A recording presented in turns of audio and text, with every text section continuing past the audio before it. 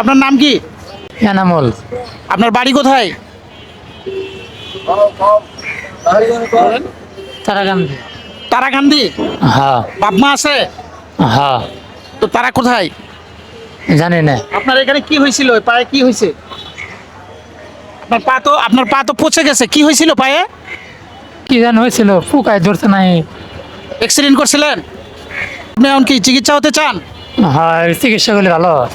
তো এখানে কেউ চিকিৎসা দিচ্ছে না আপনাকে? না না। আপনি এখানে কতদিন যাবত আছেন বলেন? কতদিন যাবত এখানে আছেন? মেলা দিন। দর্শক দেখেন, অনেক দিন যাবত ইনি এখানে পড়ে আছে। এই যে ঢাকা মেডিকেল এমার্জেন্সি গেটের সামনে, এখানে এমার্জেন্সি গেটের সামনে পড়ে আছে। দেখেন, উনাকে দেখলে মানে গন্ধ ছুটে গেছে। পায়ের যে অবস্থা, পা দিয়ে মাছি পড়তেছে, মানে খুব করুণ অবস্থা ওনার। শরীরটা মাশাল্লাহ, শরীর এখন দেখে মনে হচ্ছে উনি ভদ্রঘরের সন্তান।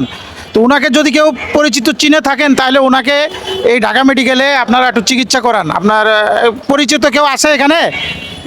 হ্যাঁ। তারা কোথায়? পরিচিত যারা আছে তারা কোথায় বলেন? কোথায় তারা? যাই হোক, ওনাকে যদি কেউ চিনে থাকেন, তাহলে ওনাকে ঢাকা মেডিকেলের গেটের সামনে আছে, এমার্জেন্সির সামনে, ওনাকে দয়া করে নিয়ে যান, চিকিৎসা করান। উনি চিকিৎসা হতে চায়। আপনি কি চিকিৎসা হতে চান? হ্যাঁ, চিকিৎসা করবো। চিকিৎসা হতে চান?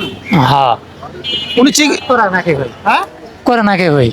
কেউ করে না, কেউ ধরে না। আসলে এই সমস্ত রুগীর কাছে কেউ যেতে চায় না। ওনার চেহারাটা মাশাল্লাহ খুবই সুন্দর এবং উঁচা লম্বা, দেখতে খুবই সুন্দর।